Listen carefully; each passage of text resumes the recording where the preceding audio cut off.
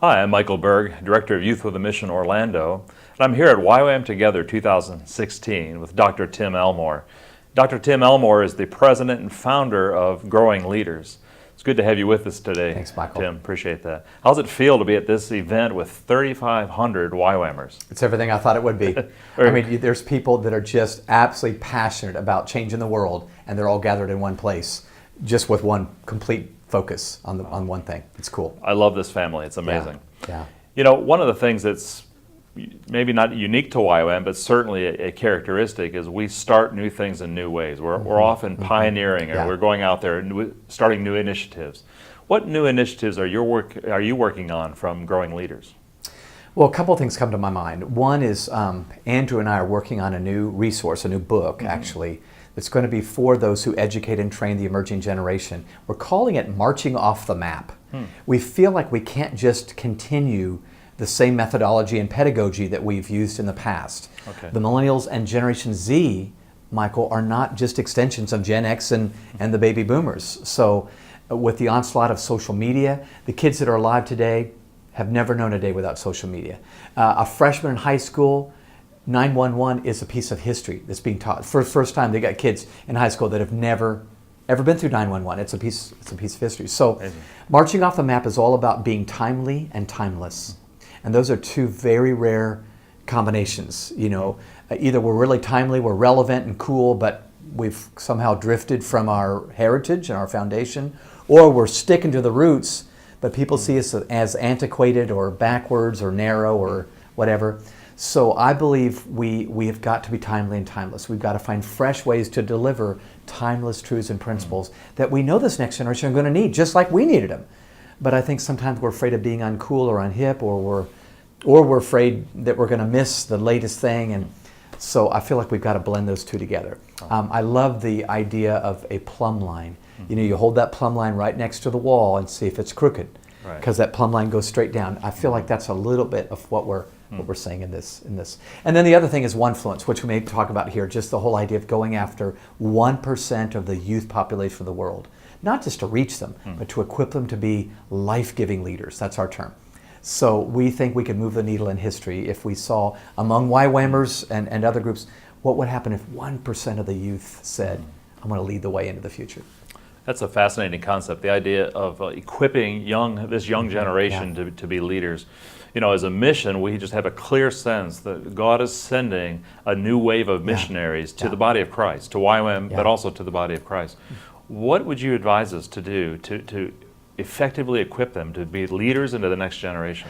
Well, if I can play off the timely and timeless thing again, you know, Michael, because we've talked for years about these habitudes. It's a way of teaching timeless principles with an image and a conversation and an experience, which is what I think this next generation wants to learn with. So habitudes are images that form leadership habits and attitudes. Let me just share a few that I think are in response to your question. Certainly. One is chess and checkers. In fact, the image there is of a chessboard and somebody moving a chess piece. I love that one. Yeah. It's a great one. I'm reminded of it every time I lead kids. When you play the game of checkers, all your pieces look alike, they move alike, so you treat them all alike. When you play the game of chess, it's very different. Every piece does something different, a knight, a rook, a bishop, so you got to know what each piece can do. I believe mediocre leaders play checkers with their people. I believe great leaders play chess. They connect with their young leaders based on their personality and their strength. They find out who the bishop is and who the queen is. And I don't mean that in terms of rank, but just who are they on the inside? And then they relate to them based on that. Another image that I think is pretty necessary, particularly today, because we have such a diversity of backgrounds within the emerging generation, is the velvet-covered brick.